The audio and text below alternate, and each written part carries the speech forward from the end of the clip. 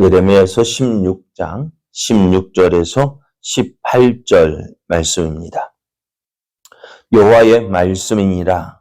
보라, 내가 많은 어부를 불러다가 그들을 낫게 하며 그 후에 많은 포수를 불러다가 그들을 모든 산과 모든 언덕과 바위 틈에서 사냥하게 하리니 이는 내 눈이 그들의 행위를 살펴보므로 그들이 내 얼굴 앞에서 숨기지 못하며 그들의 죄악이 내 목전에서 숨겨지지 못함이라.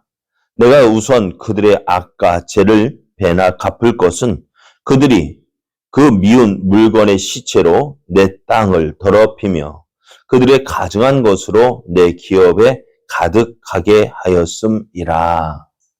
아멘. 할렐루야. 하나님의 크신 사랑과 은혜 안에서 새날이 시작이 되었습니다. 하나님께서 우리에게 허락하신 오늘이 하나님의 크신 은혜와 사랑을 마음껏 누리며 또 하나님의 살아계심을 나타내는 복된 날 되기를 예수님의 이름으로 축복합니다. 오늘 우리에게 주신 하나님 말씀을 통해서 하나님의 은혜 안에 거하는 삶이 복된 삶입니다. 하나님의 은혜 안에 사는 삶이, 은혜 안에 거하는 삶이 복된 삶입니다. 이런 제목으로 하나님 말씀을 증거하겠습니다. 하나님은 유다가 범죄함으로 그 유다를 심판하실 것이라고 계속해서 말씀하셨습니다. 유다가 하나님의 심판을 받아야 하는 이유는요, 먼저는 그들의 조상들이 하나님을 버리고 다른 신들을 섬기며 하나님의 율법을 지키지 않았기 때문이었고요. 또 유다 역시 그들의 조상들보다 더 악을 행하여서 하나님께 순종하지 않았기 때문입니다. 하나님은 순종하지 않는 유다에게 은혜를 베풀 수가 없습니다. 왜요? 그게 하나님의 언약이기 때문에 그래요. 우리가 하나님의 백성이 되는 방법은요, 다른 게 아니에요. 하나님께서 주신 그 말씀을 순종하는 것입니다. 그래서 그 말씀에 순종하는 자에게 하나님은 우리의 하나님이 되어주고 또 우리는 하나님의 백성이 되게 하시겠다고 약속하셨어요. 그래서 우리가 하나님의 은혜를 받는 거, 먼저 하나님 말씀에 순종하는 삶을 살아야 합니다. 그래서 유다는 하나님 말씀에 불순종한 유다는요, 이제 하나님의 심판을 받아서 지금까지 한 번도 들어보지 못했던 그 땅으로 포로로 끌려가게 됩니다. 나라가 망하고요, 포로로 끌려가는 그 유다에게 무슨 소망이 있겠습니까? 아무 소망이 없어요. 언제 어떻게 될지 모르는 그런 상황에서 하나님은 그런 유다에게 소망의 말씀을 주셔요. 그 소망은 뭐냐? 하나님께서 그런 유다를 아주 망하게 하시는 것이 아니라 회복시켜 주시겠다는 약속입니다. 하나님 그것을 이렇게 말씀하셔요. 우리가 하나님을 어떻게 기억하느냐? 애굽에서 이스라엘을 건져내신 하나님, 이스라엘을 애굽에서 인도하여 가나안 땅에 거하게 하신 그 하나님으로 우리가 기억을 합니다. 근데 하나님은 이제 어떻게 하시겠다고 말씀하시냐면은 그 애굽 땅에서 이스라엘을 인도하여 내신 그 하나님, 그거보다는요, 이제는 어떤 하나님으로 기억되기를 원하시냐면은 이스라엘 자손을 북방 땅과 그 쫓겨났던 모든 나라에서 인도하여 내신 하나님으로 기억되기를 원하신다 하셨어요. 하나님께서 어떻게 포로로 끌려가는 그 이스라엘 백성들을 그냥 내버려 두지 아니하고 어떻게 그들을 그 땅에서 다시 인도하여 내시겠다 약속하신 것입니다. 그래서 하나님은 이제 하나님께서 말씀하신 대로 하나님의 백성, 내 딸 백성 유다를 어찌할꼬 하다가 뭐라고 말씀하셨어요? 그 유다를 녹이고 연단할 것이다 말씀하신 것처럼 이 포로 기간 동안 저들을 연단하시고 그들을 변화시켜서 이제 하나님을 온전히 믿고 따르는 백성으로 변화시킬 것이다 말씀하십니다. 그리고 이렇게 하나님은 포로로 끌려가는, 하나님의 심판을 받아 포로로 끌려가는 유다 백성들에게 아무런 소망 없이 끌려가는 것이 아니라 하나님께서 저희들을 어떻게 회복시켜 주실 것이다 라는 소망을 주셨습니다. 하나님은 유다를 결코 포기할 수가 없었던 것입니다. 자, 그렇다고 해서 이제 어떻게 해요? 유다를 포기할 수 없지만 그들의 지은 죄값은 어떻게 될까요? 받아야 돼요. 하나님께서 그 돌이키라고 말씀하실 때 저들이 진작 돌이키고 회개하고 하나님께로 돌아왔다면은 그 심판이 철회되겠지만은 저들은 끝끝내 그 하나님의 심판의 말씀에 회개하고 돌이키지 않았습니다. 그렇잖아요. 우리도 자녀들에게 혼낼 때, 요즘에 자녀들 혼내는 이야기를 많이 하는데요. 혼내기 전까지 꼭 참아요. 조심해라. 하지 마라. 몇 번 경고할 때는 꼭 참습니다. 근데 그게 찼을 때는 어떻게 됐을까요? 회초리를 들면 어떻게 되어져요? 처음에 잘못했다 해도 혼내게 되어지죠. 회초리를 들게 되죠.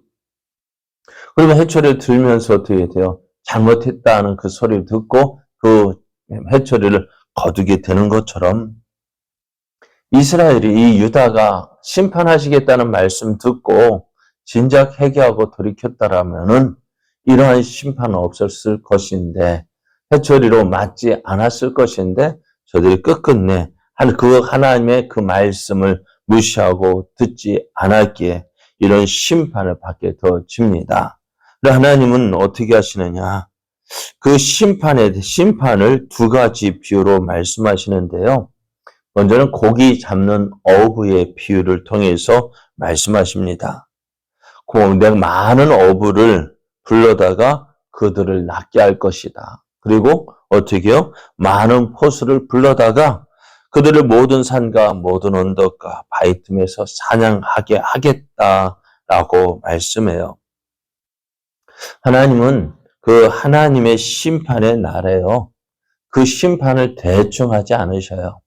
철저하게 하신다라고 말씀합니다. 그리고 하나도 남김없이 심판을 받을 것인데요.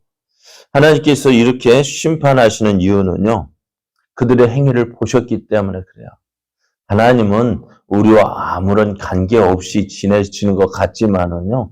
오늘 17절 말씀을 보면은 이는 내 눈이 그들의 행위를 살펴보므로 그들이 내 얼굴 앞에서 숨기지 못하며 그들의 죄악이 내 목전에서 숨겨지지 못함이라 하셨습니다. 하나님은 우리와 상관없이 그냥 저 멀리 계시는 것 같지만은 그렇지 않습니다. 왜요? 하나님은 그 사랑하는 자에게서 눈을 떼지 않고 지켜보고 계시는 거예요. 그래서 그들의 죄악을 다 하나님 앞에서 숨겨지지 않게 하신다 말씀해요. 자, 오늘 유다가 하나님의 심판을 받아서요. 하나님 불순종함으로 심판을 받는 모습이 기록되어져 있는데요. 이 심판의 이유가 무엇 때문일까요? 여러분, 자녀를 혼내는 부모가요. 그 자녀를 왜 혼내는 이유가 무엇입니까? 무엇 때문에 혼낼까요? 화가 나서 혼내죠. 그 화가 나는 이유가 뭘까요? 말을 안 듣기 때문이겠죠. 말을 안 듣기 때문에 화가 나는 거예요. 말 좀 들어라. 그게 많이 듣던, 어렸을 때 많이 듣던 말이잖아요. 그래요. 하나님, 우리 부모의 마음처럼 하나님도 우리를 그렇게 보고 계시는 거예요. 제발 말 좀 들어라. 그 말 들을 때, 그러니까 오늘 하나님께서 그 범죄한 유다를 용서하지 않고 어떻게 해요? 심판하시는 이유가 뭐냐? 저들이 하나님 앞에 살기를 원하시기 때문입니다.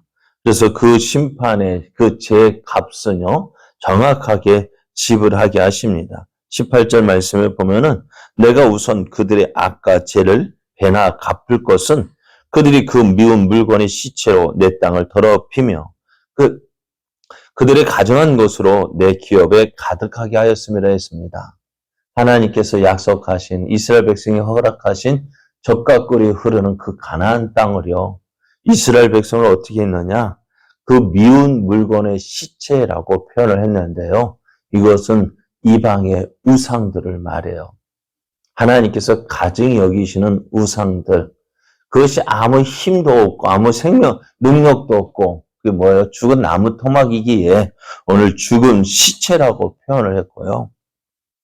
그 땅으로, 그것으로 어떻게 하나님의 약속하신 가나안 땅을 더럽혔다 했습니다. 또 그들의 가증한 것, 우상으로 인해서 하나님의 땅을, 그 약속 가나안 땅에 가득하게 했기에 하나님 저들을 심판하신다 했습니다. 오늘 유다가 하나님의 심판을 받는 이유가 무엇 때문입니까? 하나님을 믿지 않고 이방의 우상을 섬겼기 때문에 그래요. 그래서 어떻게 해요? 하나님은 이런 유다를 심판하시는 이유가 뭐냐? 헛된 것을 믿고 헛된 것을 의지하며 살고 있는 저들이기에 저들이 어떻게 해요? 그 모든 거 버리고 하나님께로 돌아오게 하기 위함이라는 거예요. 그렇잖아요.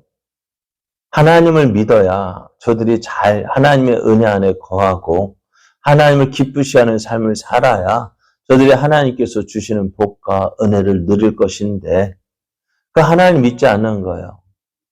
좋은 것 주시는 하나님을 믿지 않고요. 하나님 밖에서 살아가는 거예요. 그들을 혼내시는 이유가 뭐냐? 그냥 내버려 둬도 되잖아. 우리 생각 그냥 내버려 둬. 아니요. 그렇게 한다면 그거는 진정 사랑하는 것이 아니죠. 사랑하기 때문에 해초리를 드시는 거예요. 사랑하기 때문에 돌아오라고 말씀하시는 거예요. 왜요? 왜 하나님은 유다를 버리지 않고 하나님의 은혜 안에, 하나님 안에 거하게 하실까요? 그 안에 참된 기쁨이 있고 참된 복이 있기 때문에 그래요. 하나님은 우리에게 좋은 것 주시기를 기뻐하시는 하나님이십니다. 그 좋은 것 누리려면 어떻게 누려야 될까요? 자주 말씀드리는 거 있잖아요. 물고기가 어디에 있을 때 그는 자유함을 누리고 행복함을 누릴 수 있을까요? 어디에 거해야 돼요? 물 안에 있어야 돼요. 왜 물 안에 있어야 돼요? 하나님께서 그렇게 살도록 지으셨다고요. 그런데 그 물고기가 나 물이 싫어하고 밖으로 물 밖으로 나와버리면 좋을 것 같죠. 그런데 어떻게 돼요? 물고기는 물 안에 있을 때 자유함을 누릴 수 있어요. 모든 좋은 것들을 누릴 수 있어요. 물 밖으로 나오면은요. 그가 누렸던 모든 거 다 잃어버려요. 우리가 하나님을 믿고 하나님의 은혜 안에 거해야 되는 이유가 뭐라고요? 하나님께서 우리를 그렇게 살도록 지으셨다고요. 그러잖아요. 그렇기 때문에 우리를 하나님 모양과 형상으로 지으셨다고요. 하나님과 함께하는 삶을 살도록 당연하게 그렇게 보이는 거예요. 그렇잖아요. 저희 아들이 닮았다고, 저를 보면 닮았다고 하잖아요. 왜요? 내 자식이기 때문에.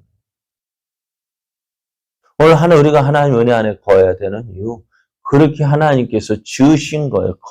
그 안에 있을 때 우리가 하나님의 은혜 안에서 잘 되어지고 형통케 되어지는 거예요. 그런데 자꾸 우리가 밖으로 나가려고 하니까 어떻게 되어질까요? 밖으로 나와봤잖아요. 하나님 없이 살아봤잖아요. 어떻던가요? 잘 되던가요? 아니요. 잘 될 턱이 없어요. 왜요? 물고기가 물 밖으로 나갔는데 잘 될 턱이 있습니까? 하나님 은혜 안에 살도록 지원받은 우리가 하나님 은혜 밖에서 사는데 잘 될 턱이 있습니까? 없죠. 그러니까 그것이 어떻게 우리의 몸의 연약함으로 인해서 그걸 깨닫게 하시는 거예요. 그래도 안 들으니 어떻게 돼요? 오늘 유다 백성을 가나안 땅에서 쫓아내잖아요. 하나님께서 약속하신 그 가나안 땅에 살지 못하게 하시고 포로로 저 바벨론으로 끌려가게 하시잖아요. 그럼 무엇을 생각할까요? 야, 그때가 좋았는데. 뭐가 어디가 좋았어요? 가나안 땅에서 하나님의 은혜를 누리며 살 때가 좋았는데 깨닫게 하시는 거예요. 그렇습니다. 오늘 하나님은 우리에게 좋은 것 주시기를 기뻐하시는 분이십니다. 그래서 오늘도 우리에게 좋은 것 주시기를 원하고 계셔요. 그런데 그 은혜를 우리가 누리지 못하는 이유가 뭘까요? 하나님 안에 거하지 않기 때문에 그래요. 이제 그러면 우리가 좋은 것 주시는 것을 누리기 위해서는, 하나님께서 주시는 모든 좋은 것을 누리기 위해서는 어떻게 해야 될까요? 하나님께로 돌아가야 합니다. 그렇습니다. 오늘 우리가 하나님 말씀을 믿고 그 말씀에 순종해야 될 이유가 바로 이것입니다. 오늘 우리의 삶, 하나님께서 주시는 모든 좋은 것 누리는 삶 되기 원합니다. 그래서 우리를 통해서 하나님의 살아계심이 증거되어지는 삶 되기를 원합니다. 그렇게 살기 위해서 어떻게 해야 된다고요? 말씀을 듣고요. 그 말씀에 순종하는 삶을 사는 것입니다. 그리할 때 하나님께서 주시는 모든 좋은 것들, 하나님께서 주시는 모든 은혜를 누릴 수가 있습니다. 오늘 저와 여러분이 이런 하나님의 은혜와 복을 누리는 삶 되기 원합니다. 말씀에 순종함으로 이러한 복과 은혜를 누려서 하나님의 크신 영광 나타내는 복된 삶 되기를 예수님의 이름으로 축복합니다.